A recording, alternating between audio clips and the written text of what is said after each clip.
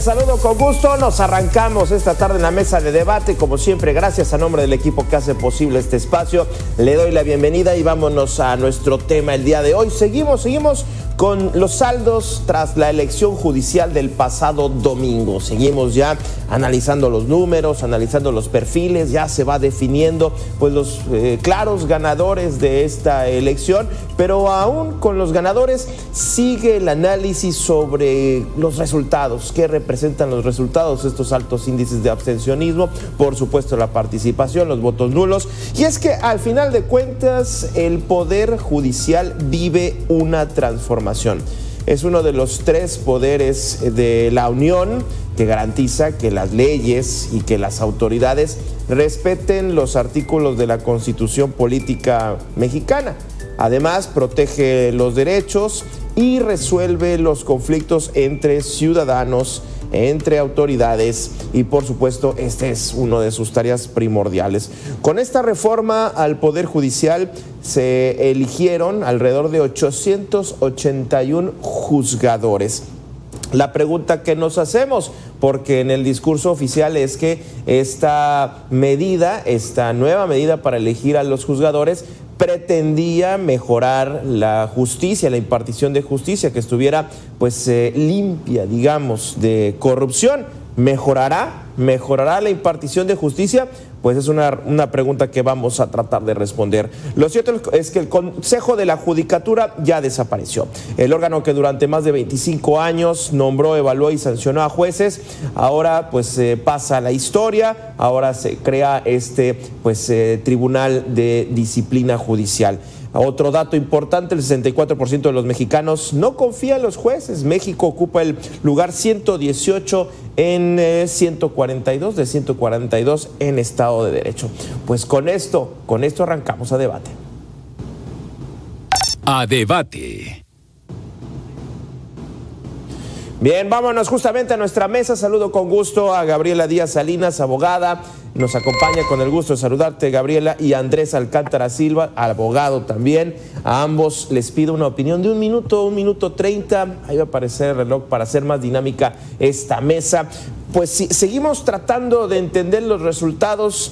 ¿Qué saldos le sacamos en este primer saque? Me voy contigo, Gabriela. ¿Qué saldos sacas de la elección del pasado domingo? Bienvenida. Adelante. ¿Qué tal? Muy buenas tardes a ti, Gabriel, a ti, Andrés, y a todo tu auditorio. Un gusto estar por acá.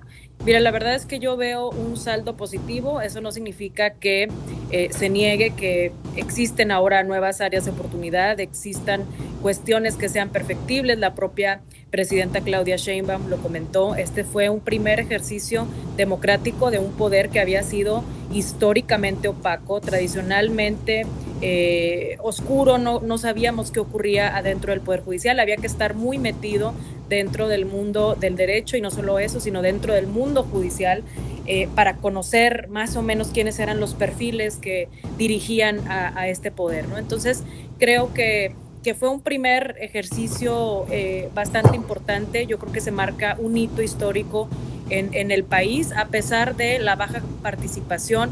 Creo que aún con esa baja participación, que fueron 13 millones de personas quienes salimos a votar, aún con esa baja participación, creo que pues ya es mucho más democrático el Poder Judicial de lo que era antes. O sea, antes 128 personas eran quienes decidían, por ejemplo, quién era ministro, quién era ministra, y ahora 13 millones de personas salimos a refrendar nuestra voluntad ahí en las urnas. Entonces creo que pues sí es un proceso que tiene sus áreas de oportunidad. Sin embargo, creo que fue un muy buen primer ejercicio democrático del Poder Judicial.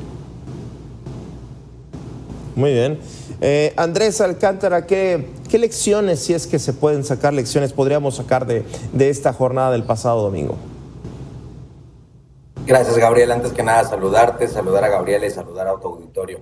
Me gustaría iniciar mi reflexión que pedías al principio diciendo que yo no estoy a favor de la reforma judicial.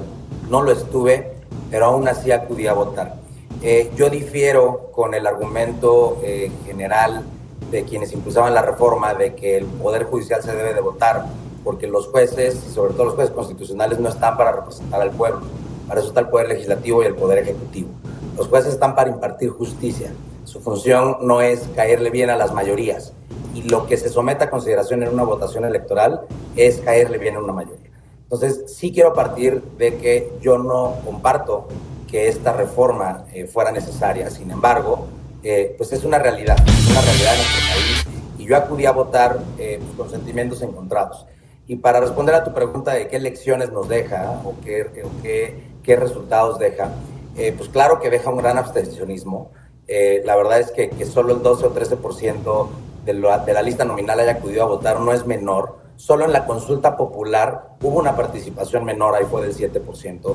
Creo que es algo que pues, sí refleja que la reforma judicial pues, era compleja de implementar, que la gente no la entendía, y con que decían que era el clamor de los más de 30 millones de votos del año pasado, pues esos 30 millones de votos no se vieron reflejados.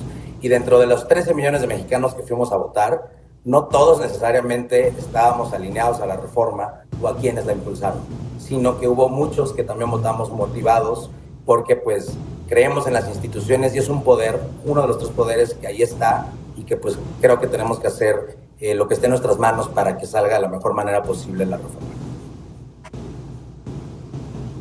Miren, algunos datos que ya pues se está enfilando a tener inclusive ganadores, que eso es un tema que me gustaría también que me comentaran. Pues el 12.6% hasta el momento, hablando de los candidatos de la Suprema Corte, votos nulos más de 20 millones, datos que están ahí, que como bien comentas, se tiene que revisar, se tiene que hacer. ¿Tendría que haber cambios para el 2027, Gabriela? ¿Tendría que, digamos, tomar ciertas lecciones y hacer cambios para, pues, creo yo, bien decimos, sumar a la gente que le interese y que participe, que activamente esté pendiente de estos temas, Gabriela? Definitivamente sí, creo que este fue un primer diagnóstico que nos dice, es cierto, lo comenta Andrés, no se vio reflejado ese apoyo que tiene actualmente el gobierno, ¿no? Digamos que no acudimos los 36 millones de personas que salimos a votar por la presidenta, pero creo que esto más bien es un área de oportunidad. O sea, en lugar de pensar en dinamitar el proceso y en lugar de pensar en hacer regresiones o sabotajes al proceso, yo más bien lo pensaría como un área de oportunidad. Es la primera vez que estamos hablando de un poder que normalmente no se platicaba. Yo sí difiero con el tema de que el Poder Judicial no está para representar al pueblo y que los otros poderes sí lo están. Creo que es una discusión que no es nueva, es decir, en el ámbito académico, intelectual y demás ya se ha hecho este tipo de críticas, sobre todo cuando nos referimos al control judicial de las leyes, ¿no? ¿Qué es el control judicial de las leyes? Pues es un control que se hace por parte de los jueces y las juezas de todos los niveles a la constitucionalidad de una ley.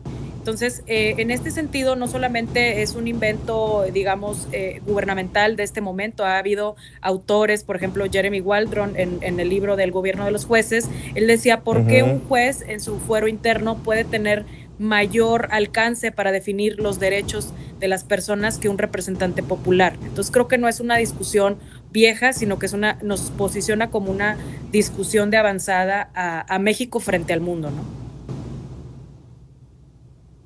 Que podríamos traducir esto partiendo de la idea del presidente López Obrador en su momento, que esta corte que deja, que sale, que pues ya queda, pasa la historia, digamos, empezaba a bloquear, tras intereses, digamos, de empresarios, de otro tipo de intereses, empezaba a bloquear decisiones de gobierno, y ahí se viene discutiendo esta relación gobierno, poder ejecutivo, poder judicial. Andrés. Sí, entiendo perfecto el punto del choque entre poderes, ¿no? Y este cuestionamiento a la legitimidad democrática del Poder Judicial, que, como bien dice Gabriela, es algo que ha existido, un cuestionamiento que ha existido siempre. Sin embargo, yo no considero que porque ahora sea una realidad en México sea lo correcto, ni que por ello seamos un país necesariamente más democrático. La democracia no solo es ir a votar, la democracia incluye muchas otras cosas. Entonces, sí es una crítica que ya existía, pero bueno, aún así creo que aunque ya sea una realidad en nuestro orden constitucional, sigue valiendo la pena seguirla discutiendo.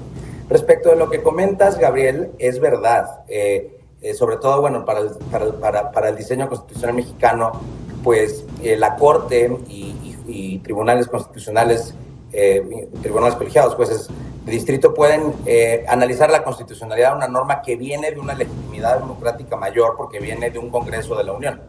Eso es verdad. Sin embargo, por ejemplo, voy a poner dos ejemplos que expresamente el presidente López Obrador mencionó como motores de esta reforma, ¿no? Las llamadas reformas del Plan B electoral, que la Corte invalidó, pero la invalidó por vicios al proceso legislativo. No, tú decías ahorita intereses de particulares, pero no dejemos de ver también que los otros dos poderes también tienen que cumplir con reglas. Y si cuando intentan expedir normas o realizar actos de autoridad, ya sea el Ejecutivo o el Legislativo, no cumplen con ciertas reglas y por tanto puede haber violaciones a derechos, debe de haber un tercero, debe de haber un contrapeso que pueda analizar eso para decir, entonces es inválido, por mayor que sea la legitimidad democrática. Eso pasó con el Plan B electoral y con la ley de la Guardia Nacional. Eran contrarios en ese momento a la Constitución, hubo violaciones al proceso legislativo y por eso los invalidó la Corte, porque quienes hicieron el trabajo previo, el legislativo, no lo hicieron bien. Bien, ahora, detengámonos un momento y hablando de la legitimación, y le pregunto a ambos, ¿esta nueva Corte viene legitimada? ¿Sí trae legitimación? Teniendo en cuenta que me parece que para un juez parte de la legitimación tiene que ver con su experiencia, por supuesto con sus conocimientos y pues quién lo nombra, ¿no? Me parece que son, no sé si puede haber otros factores más, pero parte de la legitimación de un juez, de un ministro, pues me parece que serán como esas tres generalidades. ¿Sí vienen legitimados, Gabriela? Yo creo que sí, de entrada porque la legitimación se la van a ganar ellos al momento de dictar sentencia. Al momento de respetar el pacto social, el contrato social, al momento de respetar los valores constitucionales que se actualizan, digamos, conforme a la voluntad popular se va actualizando. Creo que en ese sentido ya no solamente los jueces y juezas van a estar legitimados por esa actuación constitucional y legal que tienen, sino que ahora además van a estar legitimados de forma democrática, es decir, ya salieron a conocer el país, ya salieron a conocer las verdaderas necesidades, ya salieron a tener un poco más de pulso de lo que verdaderamente necesita la gente, porque antes estaban muy disociados. O sea, yo misma trabajé en la Suprema Corte, trabajé también en el Tribunal Superior de Justicia de Nuevo León. Hasta existe como una disociación, digamos, física, social. Los espacios de los juzgados son muy diferentes de lo que realmente ocurre en las calles, ¿no? De lo que para la gente implica ir a un juzgado, presentarse ahí, gastar su tiempo, gastar su dinero en abogados. Entonces creo que por primera vez van a tener una mayor legitimación por esta parte de la representación popular. Creo que también no vale mucho la pena seguir discutiendo si la reforma es válida o no es válida. La propia Corte ya lo hizo.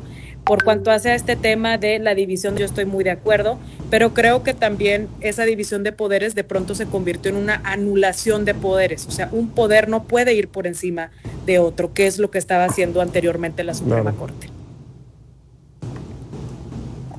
Andrés, ¿llegan legitimados esta nueva Suprema Corte?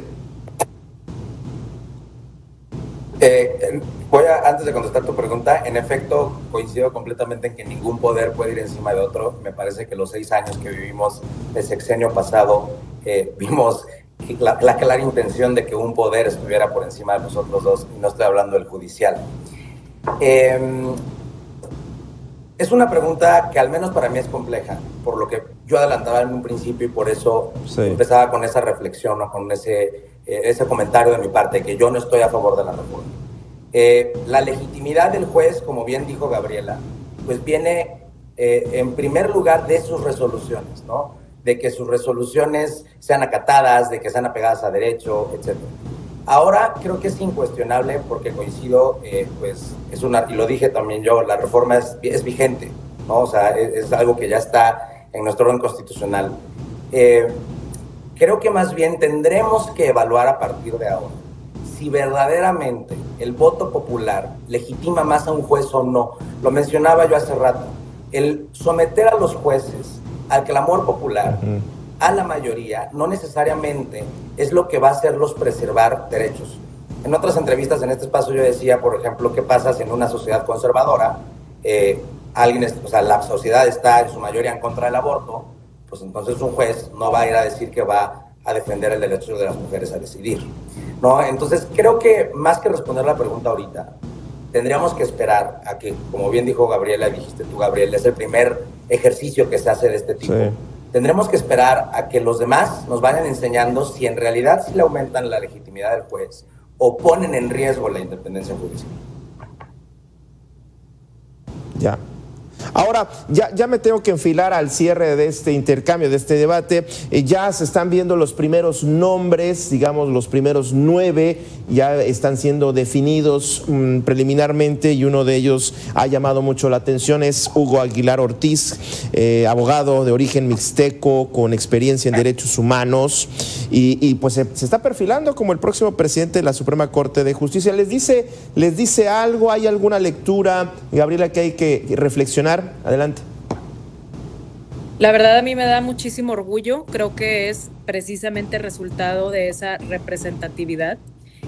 Me da muchísimo gusto estar en un país en donde por primera vez tenemos a una presidenta mujer con un presidente de origen indígena, es decir, simultáneamente, porque ya habíamos tenido a un presidente de la Corte Indígena que había sido Benito Juárez, ¿no? Pero me da muchísimo gusto saber que vivimos estos tiempos tan espectaculares, tan representativos de algunas minorías en el país, ¿no? Entonces, bueno, yo creo que ese tema de, por ejemplo, que si un juez era conservador o que si no, pues eso ya pasaba, porque los exámenes de oposición judicial, no sé si la gente conozca, pero esos eran los exámenes por los cuales anteriormente se escogían a los jueces, eran exámenes profundamente técnicos y no se decantaba por si alguien tenía una ideología o no, o sea, es decir, no se prefería un juez que fuera más progresista que uno que no lo fuera. Entonces, en ese sentido, creo que ahora, con mayor razón, tenemos que vigilar esos perfiles, saber que si alguien, no sé, era miembro del ejército, que si alguien había defendido a empresas transnacionales que se han, han llamado la atención por el hurto que han hecho en nuestro país, si alguien defendía ese tipo de empresas, pues nos podemos dar una noción, pero anteriormente esa elección ocurría en una caja negra. Entonces, con mucha más razón estoy a favor de la elección judicial porque nos va a permitir conocer los perfiles. Muy bien. Cierro contigo. Andrés, tu conclusión al respecto de la posible llegada de Hugo Aguilar Ortiz. Coincido en que es algo histórico, coincido además también en sentirme orgulloso porque es un abogado, como bien dijiste, mixteco, o sea, oaxaqueño, y yo también soy oaxaqueño, y no puedo evitar que me dé orgullo que el presidente de la Corte vaya a ser de Oaxaca. Coincido también en que es histórico que tenemos a la primera presidenta de la República y que será también histórico que haya un presidente de la Corte Indígena, pero también es histórico que ahorita tengamos a la primera presidenta mujer de la Corte, ¿no? Que es algo que muchos luego también como que dejan pasar por alto, pero es igual de histórico. Y respecto a lo que decías sobre si antes hubiera podido pasar o no, es verdad que ahora hubo una apertura a que todos los que quisieran se hubieran podido inscribir para ser ministro. Sin embargo, antes los presidentes el presidente Obrador lo pudo haber propuesto como ministro también. Muy bien, Andrés. Pues nos vamos, muchísimas gracias. Este tema, por supuesto, que da para mucho más. Gabriela, Andrés, muchísimas gracias por haber estado con nosotros. A usted también que estuvo con nosotros. Quédese en Mega Noticias. Con permiso. Gracias.